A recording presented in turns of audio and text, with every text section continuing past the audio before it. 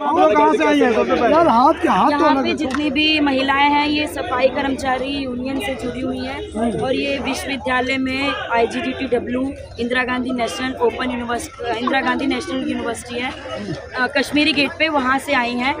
और हम महिलाएं यहाँ पे इसलिए इकट्ठा हुए हैं क्योंकि ये तो वो महिलाएं हैं जो शरीर से भी मजबूत हैं और विदेश में जाके नाम भी रोशन किया है इन्होंने, कहा जाए नाम ही महिलाएं हैं। और ये शर्म की बात है कि आज इनको न्याय नहीं मिल रहा है। हम तो वो महिलाएं हैं जो कि बस्तियों में रहती हैं, ऐसे इलाकों में रहती हैं, जो सफाई का काम करती हैं, जो कि कहा जाए एक नीचे तबका का माना जाता है समाज में। उन महिलाओं के साथ भी छेड़छाड़ होती है, उन महिलाओं के साथ भी बदसलूकी की जाती है। लेकिन जब इतने बड़े तबके पे उन महिलाओं को न्याय नहीं मिल रहा है, महिला पहलवानों को, तो ये हमारे देश की विडंबना है कि जो छोटी बस्तियों में काम रहने वाली महिलाएं हैं, जो बस्तियों में रहती हैं, फैक्ट्रियों में काम करती हैं, यूनिवर्सिटी में सफाई का काम करती हैं, या गांव देहातों में खेतों में काम करती हैं, स्कूल की बच्चियां, जो कॉलेज की बच्चियां, जो ऐसे पिछड़े इलाकों से आती हैं जहाँ पे रास्ते में इतना खौफ बड़ा रास्ता गुजर कर निकलना पड़ता है, जहाँ आए दिन ऐसी वारदातें, ऐसी घटनाएं देखने को मिलती है।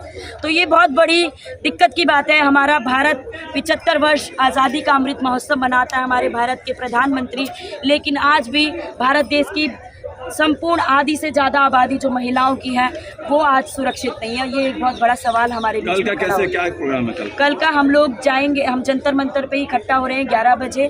सभी छात्राओं, सभी कॉलेज की छात्राएं, स्कूल की छात्राएं, या किसी भी जगह पढ़ती हैं, रहती हैं, नौकरी करती हैं, चाहे वो यूनिवर्सिटी में साफ सफाई करने वाली महिलाएं क्यों ना हो, गार्ड क्यों ना हो, या किसी फैक्ट्री में रहने वाली, काम करने वाली महिलाएं क्यों ना हो, सभी से निवेदन है ज़्यादा से ज़्यादा बड़ी संख्या में पहुँचे, ताकि हम सारे एक ही मंच पे आकर के अपने न्याय की गुजारिश कर सके, सरकार को दिखा सके कि महिलाएं जब सड़कों पे उतरती हैं, आंदोलन करती हैं, तो इतिहास ने भी पहले कई बार आंदोलन में हासिल की है जीत, और ये भी हमारा इतिहास के रूप में ये पता चलेगा कि हम महिलाएं जब सड़कों पर उतरेंगी तो इतिहास तो रचेंगी, हम भी अपना अधिकार छीन के लेंगे। क्या डिमांड क्या है? क्या हमारी डिमांड ये है कि सबसे पहले ब्रजभूषण को गिरफ्तार किया जाना चाहिए, क्योंकि उस पर पॉक्सो का केस लगा है। हमारी भारत की कानूनी व्यवस्था यही बताती है कि जिस पे पॉक्सो का केस है 24 घंटे के अंतराल उसको गिरफ्तार करना चाहिए। लेकिन बहुत शर्म की बात है, ये राज सत्ता उन मंत्रियों को बचाने में लगी है जो उन्हीं के शासन में रह रहे हैं, उन्हीं के ही सरकार के नुमाइंदे हैं,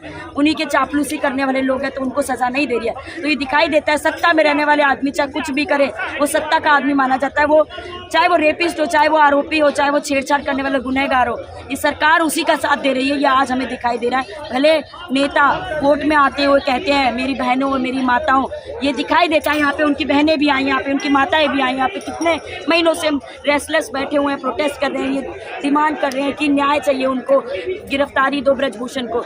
तो ये दोनों विडंबना हम जनतावासी को समझना पड़ेगा, ये देखना पड़ेगा कि सत्ता और ये भारत सरकार किसके साथ है। कानून भी उन्हीं के साथ है। वो भले कितने भी टेस्ट करा ले, भले कितने भी आके अपने आंकड़े दिखा दे, उन्हीं के पास सारे डॉक्टर हैं, उन्हीं के पास सारे वकील हैं, उन्हीं के पास सारा कानून है, तो उन्हीं के मुकाबले कानून चल रहा है। तो हम लोगों को अपना साथ ढूंढने के लिए सभी महिलाओं को एक मंच पे आने की जरूरत है।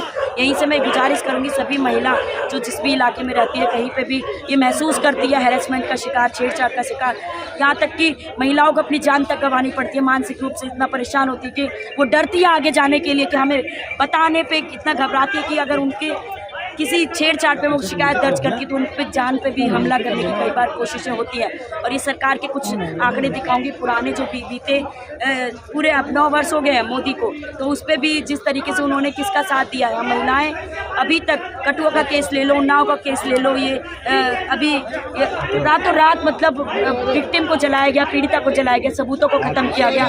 हाथरस का जो केस था, ऐसे ही कई केसेस हैं जिसकी कोई गिनती नहीं है। आए दिन 12 मिनट में एक लड़की के साथ रेप हो रहा है, ये सरकारी आंकड़ा है। आए दिन 6 मिनट में एक लड़की के साथ छेड़छाड़ हो रही है, ये सरकारी आंकड़ा है। ये वो आंकड़े हैं जो सरकार में दर्ज होते हैं, वो FIR है जो दर्ज होती है।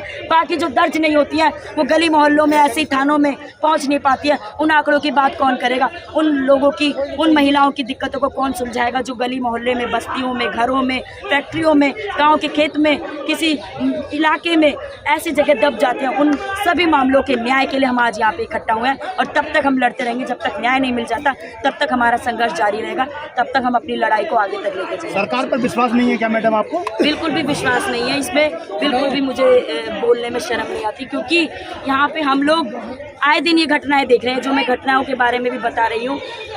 एक लड़की के साथ कुछ होता है, पहली बात तो सुरक्षा का माहौल नहीं है, कुछ होता है तो उसके बावजूद भी उसको न्याय नहीं मिलता, बार बार दर दर ठोकरें खानी पड़ती है। शुक्रिया। तो महिला पहलवान